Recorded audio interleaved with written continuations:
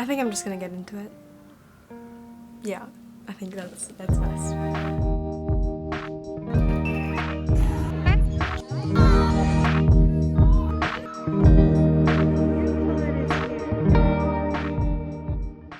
A couple months ago, I was convinced I'd be spending the new year on my own, in my dorm, on Christmas break, in a foreign country.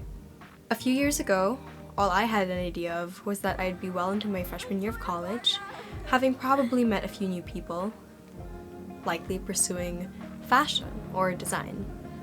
At 8 years old, all I knew is that I'd be 18 by now, and that somehow this age would shift my world. Funnily enough, 8-year-old me is the only one that got it right. 2023 was the year of my high school graduation. Happy first day of the year from Nara. Naturally, there were a number of celebrations lined up for the months ahead, but there were also so many that I never would have imagined going into it. In 2023, we went back to face-to-face learning, and I cannot express just how grateful I am for that. I finally met my senior class in person, and the memories we share are beyond precious to me. With them, I joined new extracurriculars, had my last high school retreat, picked weeds feet deep in a field in the province, went to my first party, the first of many, and had my first sleepover, all while we navigated our college applications together. That's how I started the year, on the final steps of my college application process. I was free, having submitted my essays the month before, so all that was left was to take tests for both my local and international applications. In January, I also started visiting my best friends from junior high school more and more. Alongside the blossoming friendships I had at the time, it was re-energizing to see my old friends again, frequently and in person after so long. I didn't realize just how much I had missed them. In this same vein of thought, 2023 was the year of 18th birthdays, which, in the Philippines, meant debut season was upon us. The number of dinners, intimate parties, and full-on debuts I'd attended this year have gone by in a flash of pretty dresses, fun makeup looks, and dancing the night away with my best girls in our high heels. A major stream of highlights from this year has come from all the moments I spent with my friends. Not everything is recorded, but best believe every time we're together, planned 2 months in advance or a couple hours ago during lunch, is treasured in my heart. In April, I received my most awaited college decision from a university in Canada. I remember it vividly too. Just any other regular morning in the classroom, our morning prayer, Catholic school, just finished, off to check my emails, and I see a subject line saying, "Congratulations." The breath I'd been holding could finally be released, but there was still much to consider. In all honesty, it took about a month for me to commit to the school and to get started on the paperwork needed. So much thought was given into the decision, but more importantly, so much support and love from my parents. And money. I'm kidding. Not really. After that, it seemed like everything I did was counting down the days, not only until I graduated and started college, but also till I left the Philippines. This is my home, the only one I've ever known, and I was grieving the loss of the future I would have nurtured for myself here. But the situation also stoked a fire of deeper appreciation for the life I have here, and I found myself eager to make every last moment count. All this time, I was also dancing, retiring to the studio after my 8 hours in school, doing what I loved, and working on doing my best at it. 4 days a week, I would don my point shoes or contemporary socks, which constantly fought for being in worse condition than the other. It was a space I had in my life for just me to enjoy, and I think that was very important. I had eased up on joining competitions and instead focused on improving my technique and artistry. Outside of my regular schedule, I studied for and took the ballet exam, joined master classes and learned from guest teachers, explored improvisation as a technique, and worked on new choreographies from my dance teachers. I even got to write an article about my journey with dance that was published in time for my studio's grand recital in May. The show itself was a season ender and an anniversary celebration. With the beginning of my undergraduate year approaching, The recital felt like the most gracious way for the universe to send me off my dance lessons and into what awaited me ahead. Come June, I had finally graduated alongside the girls that made my year as transformative and memorable as it was. I attended graduation balls and after parties and even celebrated senior year with a beach trip. It was one thing after another that month, and it was tiring, but also so much fun. And yet, despite all the plans and parties, there was a small part of me that wasn't quite willing to celebrate just yet. The processing of my Canadian study permit application had gone stagnant, going weeks without any update when alerts used to be sent out every few days. Still, I resolved to remain positive, to think of the best that could happen. I attended my first proper concert in July with my sister, Emails I Can't Send, Sabrina Carpenter, which was unreal. I probably should have lost my voice with how much I enjoyed that show. Then the family and I took a trip to Dumaguete. Packing my bags, stepping foot in the airport, boarding the plane, it all carried some weight to it, knowing that the next time would be for Canada, for college. There, we met up with family friends, saw the sights, attended a debut, told you debut season, and soaked up the summer sun. I was extra sure to marinate in all the heat and light and humidity that the trip allowed because I was sure the next beach I'd visit would probably require a coat. August rolled around and still no word about the status of my application came. Even so, I was not about to give up.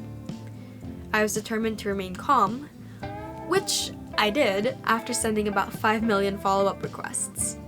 The rainy and stormy weather that month did not help lift spirits much.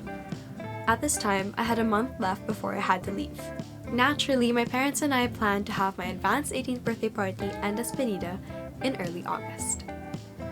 By this time, I'd been to my fair share of parties and celebrations, and I was buzzing with excitement to host my own, though some nerves still belonged to my study permit troubles. My mom and I decided to name the party a celebration of beautiful beginnings because, despite the uncertainty, the months ahead held a new chapter of my life in store for me. The sentiment still stands correct now that it's been a few months, but how it's played out has been quite different. I'll get to that in a bit. My friends had coined different terms for the party, birthpedida and debudida aptly, and I honestly had the best night. I took it as a beautiful sign of what's to come that the sky finally cleared up that day and remained that way all throughout the night. My friends and family were there to celebrate with me, dancing on a rooftop, high off of being in such great company. I loved hosting, probably because I had everyone from every corner of my world in one place. And all the attention was on me. JK, not really. I loved the attention. I wish the night could last forever, and I think so did my grandparents, who outlasted most of my friends, staying in like one side of the venue the entire night, just sitting and smiling and watching over me and my friends dancing. It was so sweet. Of course, the party eventually had to end, but the send-offs and last hangs had only just begun. I spent the remainder of my August getting together with the people I love most for what we thought would be the last time in a while. Lunches, joyrides, sleepovers, dinners, and all-day hangouts. These moments were bittersweet to me. So many laughs and hugs shared, new memories made to last us until we see each other again. My parents even allotted a whole day for me to visit my grandparents all around the Philippines before my flight. In the Philippines, the term for this would be namamaalam. Like namaalam ako sa mga lola at lolo ko. Namaalam? Tama ba? Guys, wait. In Konya terms, I made paalam to my lolos and lolas. And to be honest, it was maybe my first time, at least in a while, that I had gotten to spend such intimate time with my grandparents, because we're talking about extended grandparents who I only really see at reunions. And so getting to spend those moments with them was so precious to me, and I think that was what touched my heart the most. Have I packed? When will I come back? Am I ready?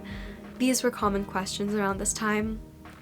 But for every one question that I was asked, I had about 10 more myself. Having straight answers was difficult all around.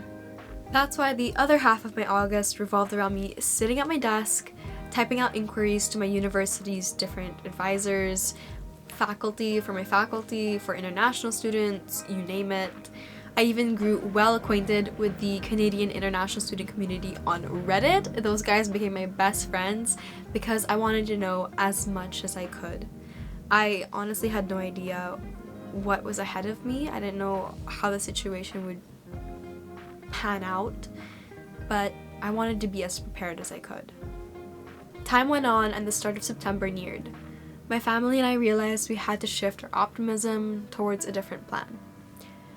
After many email exchanges, I informed the university of my situation and cleared with them that it was possible to begin freshman year through online learning while waiting for my study permit.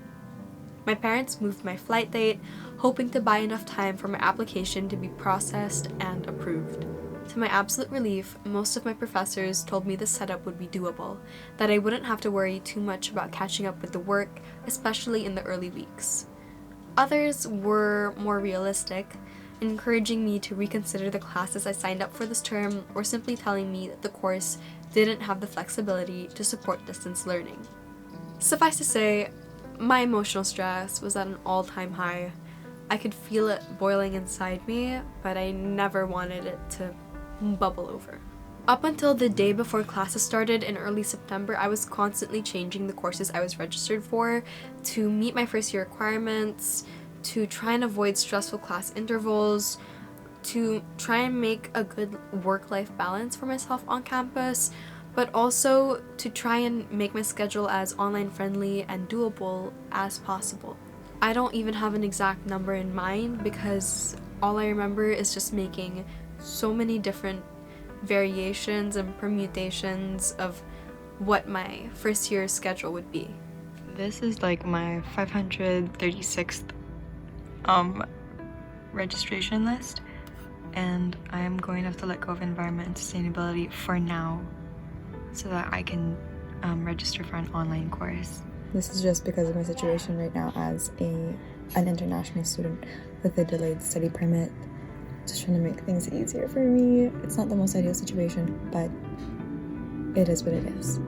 We deal with the cards we've been dealt. Yes? Okay, now I'm gonna sign up for this, which is not my first choice at all, but if it'll get the job done to fulfill my credits, then sure, why not? And it's online and asynchronous, which is bonus. I hope it works out. It was a hard balance, and to be completely honest, not possible for the timeline my faculty required. On the original day that I was supposed to fly out to Canada, my family and I went to the Saturday market. Got up early and everything. I had stomach issues that day, I remember. Looking back now, it was probably a manifestation of how unsettled I felt. I was supposed to be somewhere else, doing something else, and yet I wasn't. I did 2 weeks of online school. Switched up my body clock, sleeping during the day, and waking up just in time to have a dinner breakfast with my family. I drank a lot of tea. September 9, 3:40 a.m. and I'm coding, which is crazy. Some courses were accessible enough for me. I was coding for 2 classes, which I found super cool, and I was also self-studying with recorded videos for others. I'd learn as much as I could from my desk, in my still and quiet home, and watch the sunrise. That's my alarm. I'm doing 20 minutes, 20 seconds for my eyesight, because if I'm an aspiring computer science girly, and also just as a person in the 21st century, I want to preserve my eyesight, which as I can. I just want to take care of myself, you know? So now we're gonna do that, but I will fix that code. I'm learning, which is really exciting. My dog kept me company often. My mom stopped by as much as she could. But I knew this wasn't sustainable for me. I was behind in one course because all of the learning was being done on site, in class, materials unavailable online. and I was missing out on all the small classroom discussions and TA consultations.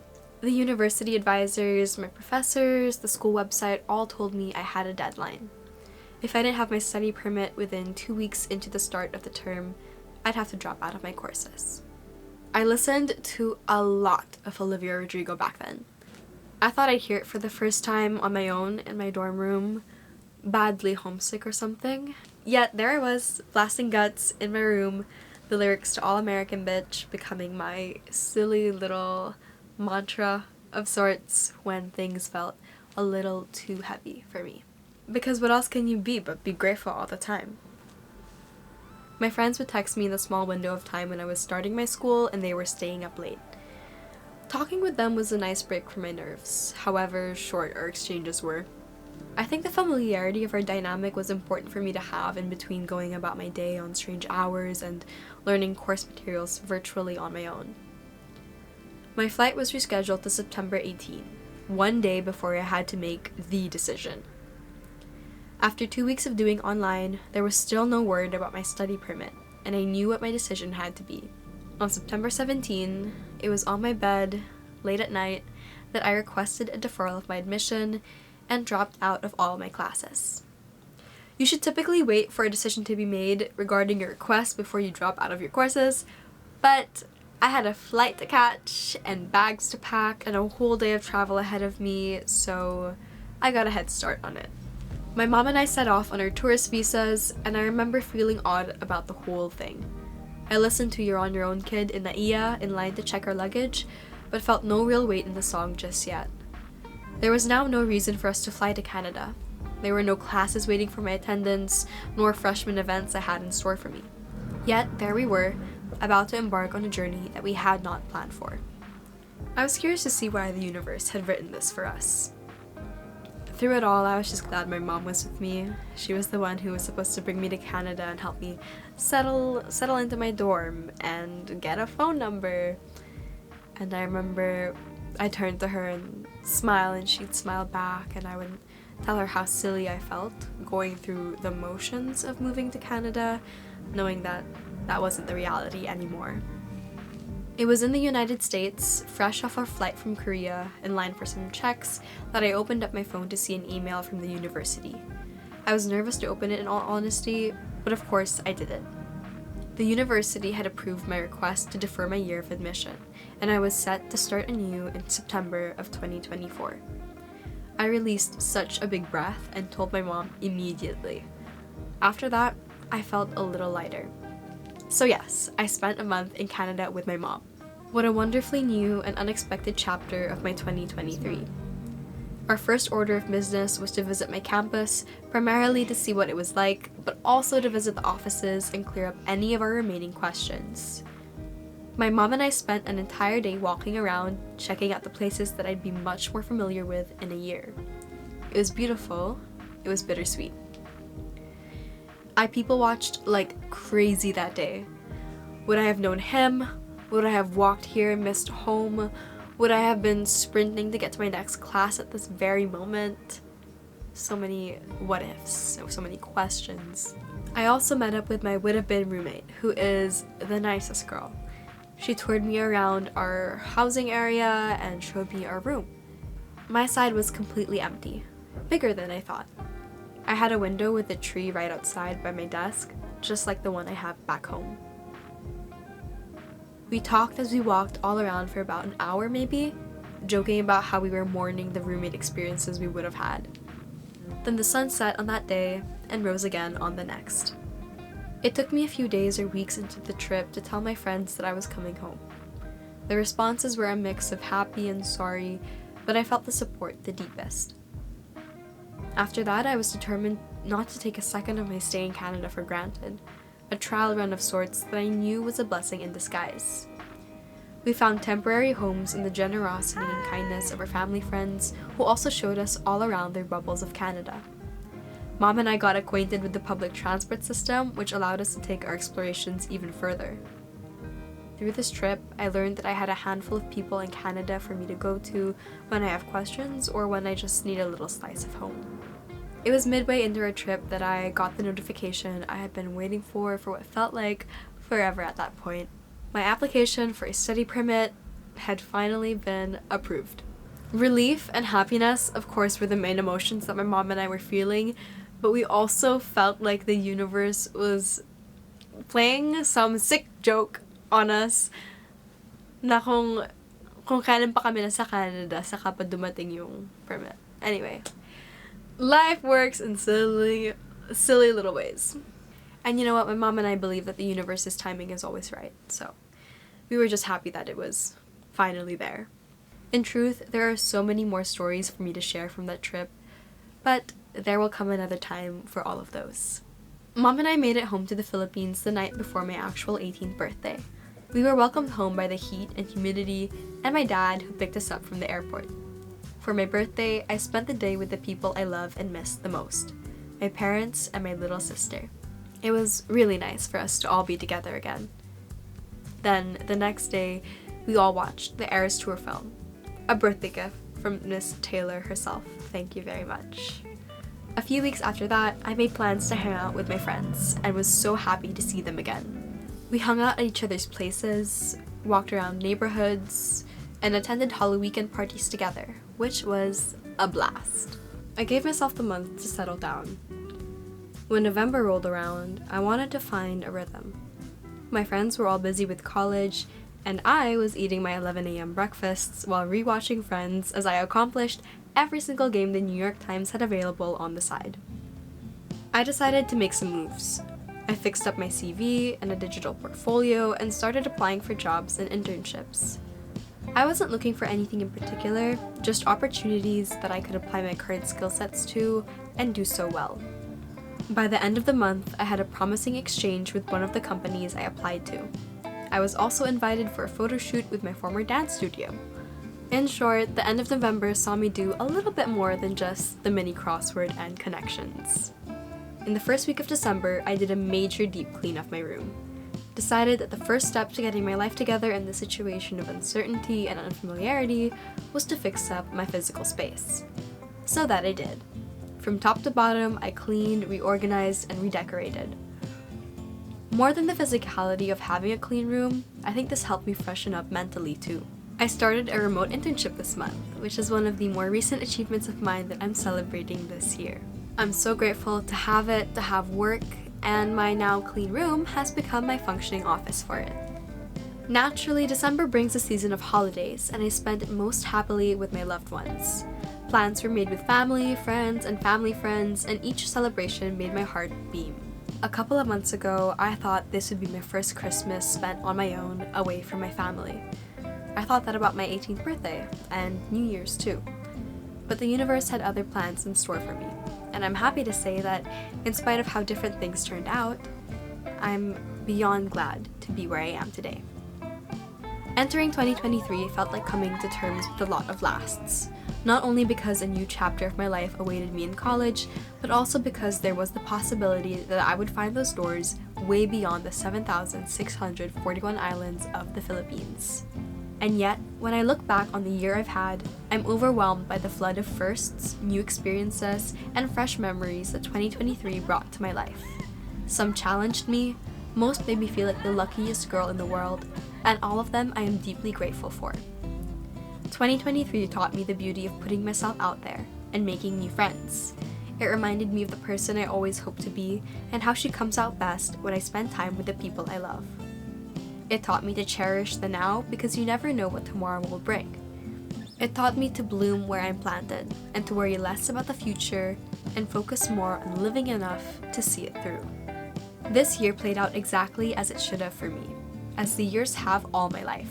But this one feels different because I'm able to realize just how important the past 12 months have been in shaping me as a person. I'm still very much a baby and there is still so much growth for me to do, but I have realized so much about how I want to navigate the journey that is life. One that is unwritten, sometimes scary, but mostly abundant in blessings. That is, with grace, grit, and comfort in the knowledge that all everyone has is time and the capacity to do with it as we wish. I've only just started my internship. I want to get back to dance one day, and there is still so many memories left for me to make with my loved ones. But as far as endings go, this is it for the 2023 chapter of my life. I am not at all where I thought I'd be, but I am exactly where I need to be, and that is infinitely more important. I'm grateful to be home, to be able to celebrate the holidays with my family and loved ones, and to be in a mental space that I'm able to celebrate everything that the past 18 years have brought me. Life goes on, and as Strawberry Shortcake and my dad always love to remind me, things also always get better, unfolding with a plethora of surprises. And I'm happy to say that I only look forward to what 2024 has in store for me. I hope you carry love for 2023 as you enter 2024, and I wish you all a very happy new year.